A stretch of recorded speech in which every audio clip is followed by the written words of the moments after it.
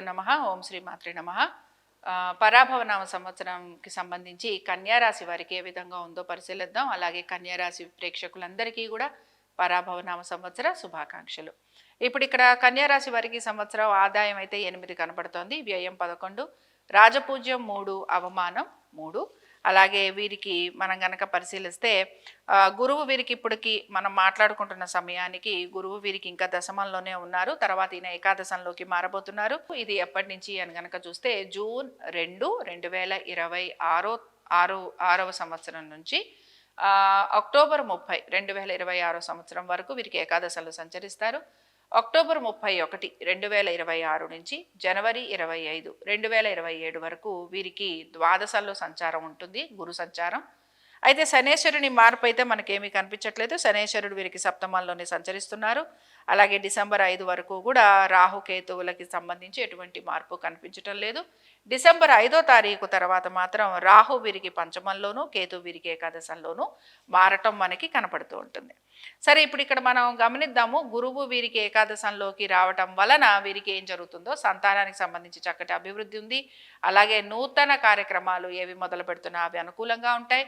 మీ కృషికి తగిన ఫలితం లభిస్తుంది, లాభం ఉంటుంది, గౌరవ మర్యాదలు పెరుగుతాయి, శుభకార్యాలు లాంటివి జరిగేందుకు కూడా అవకాశం ఉంటుంది. దీంతో పాటు మీరు చేసే ఏ పనులు అయినా కూడా మీకు విశేష లాభాలను కలిగిస్తూ ఉంటాయి.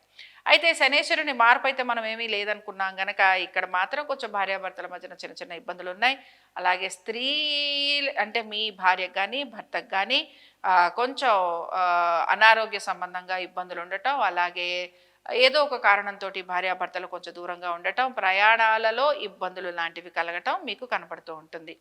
సరే, రాహువు వీరికి డిసెంబర్ 5వ తారీఖు తర్వాత పంచమంలోకి వస్తారని చెప్పుకోవటం జరిగింది కనుక పంచమంలోకి వచ్చినప్పుడు రాహువు ధన నష్టాన్ని కలిగిస్తాడు, సంతానాన్ని దూరంగా ఉంచుతాడు, సంతాన ప్రయత్నం చేస్తున్న వారికి ఇబ్బందులు కలిగిస్తాడు. అలాగే కేతువు లాభస్థానాల్లో ఉండటం వలన సుఖాన్ని ఇస్తాడు. కానీ ఇక్కడ ఏం జరుగుతూ ఉంటుందంటే కొంచెం మిగతా గ్రహాల అనుకూలత కూడా చాలా వరకు అవసరం అని మాత్రం మీరు గ్రహించాలి. సో ఇప్పుడు ఇక్కడ వీరికి కన్యారాశి వారికి ఎలా ఉంటుందో చూద్దాం. సరే, ఈ సంవత్సరంలో ఒక రకంగా చెప్పాలంటే కన్యారాశి వారికి అట్లీస్ట్ అక్టోబర్ 31 వరకు ఆర్థికంగా అనుకూలత ఉంది, ఆదాయం స్థిరంగా కనపడుతుంది. అలాగే ఎటువంటి ఖర్చులు ఉన్నా వాటికి తగినట్టుగా మీ సంపాదన ఉంటుంది. కొన్ని అనుకోని ఖర్చులు ఉన్నా వాటిని కూడా మీరు తట్టుకొని నిలబడగలుగుతారు. పెట్టుబడులు పెట్టేటప్పుడు కూడా మీరు చాలా వరకు జాగ్రత్తగా పెట్టుబడులు లాంటివి పెడుతూ ఉంటారు.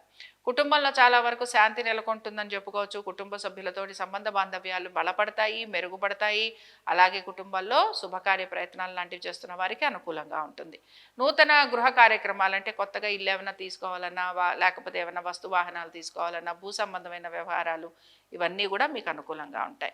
అయితే కోర్టు విషయాలు ఏవైతే ఉన్నాయో ఇవన్నీ కూడా కొంచెం ఆలస్యంగా ఉంటాయి. ఇవి మీకు ఎప్పటి నుంచి ఆలస్యంగా ఉంటాయి అని అంటే అక్టోబర్ 31, 2026 నుంచి జనవరి 25, 2027 వరకు కోర్టు వ్యవహారాల్లో ఆలస్యము, ఆరోగ్యపరంగా ఇబ్బందులు, జీర్ణ సమస్యలు ఇలాంటివి మీకు ఎక్కువగా కనపడుతూ ఉంటాయి. సరే, ఇంకా ఉద్యోగానికి సంబంధించి కనుక చూసుకుంటాము అని అంటే ఉద్యోగంలో మంచిగా నూతన అవకాశాలు లాంటివి వచ్చేందుకు అవకాశం ఉంటుంది. దీంతోపాటు ఆర్థికంగా కొంత అనుకూలత ఉంటుంది. అలాగే నెమ్మదిగా మీరు ముందుకు సాగేందుకు కూడా ప్రయత్నం చేస్తారు. ఇక్కడ బేసిక్గా మనం చూసుకోవాల్సిన విషయం ఏమిటి అని అంటే కనుక వ్యాపారస్తులకి ఏ విధంగా ఉంటుంది. వ్యాపారస్తులకి మాత్రం శ్రమ అధికంగా ఉండబోతోంది. అలాగే దీంతోపాటు నూతన వ్యాపారాభివృద్ధి గురించి మీరు ప్రయత్నం చేస్తూ ఉంటారు. నూతన భాగస్వామ్యం గురించి కూడా ఆలోచన చేసే అవకాశాలు కనపడుతూ ఉంటాయి. సరే, ఇక్కడ ఏ గ్రహ ప్రభావం వలన మీరు ఎక్కువగా ఇబ్బందికి గురవుతుంటారో చూద్దాం. బుధుడి వలన మీకు విపరీతమైన ఆలోచనలు అయితే కలుగుతూ ఉంటాయి. వాటి ప్రభావం వలన మీరు కొన్ని మంచి పనులు చేస్తారు, కొన్ని చేయకూడని పనులు లేదా తొందరపాటుతనం వలన కలిగే ఇబ్బందులు అని కూడా మనం చెప్పుకోవచ్చు. ఇవి మీకు కలుగుతూ ఉంటాయి. ఏ విషయం అయినా సరే కొంచెం విశ్లేషించండి, ఒత్తిడికి గురి కాకండి, నెమ్మదిగా ఆలోచించి నిర్ణయాలు తీసుకోండి. ఎక్కువగా ఆలోచన చేయటం వలన ఇబ్బందికి గురవుతూ ఉంటారు. కాబట్టి ఈ విషయాన్ని గమనించుకోవాలి. ఇంకా మీకు వచ్చే లక్కీ కలర్స్ ఏమిటో చూద్దాం. లక్కీ కలర్స్ ఏంటి అని అంటే లేత గోధుమ రంగు, అలాగే మీకు ఆకుపచ్చలు అన్నీ బాగుంటాయండి. డార్క్ అయినా సరే, లైట్ అయినా సరే. దీంతో పాటు ఎమరాల్డ్స్ వాడండి. ఎమరాల్డ్స్ మీకు చాలా మంచిగా ఫలితాన్ని ఇస్తుంది. లక్కీ డేస్కి వచ్చేటప్పటికి బుధవారం మీకు బాగా కలిసి వస్తుంది.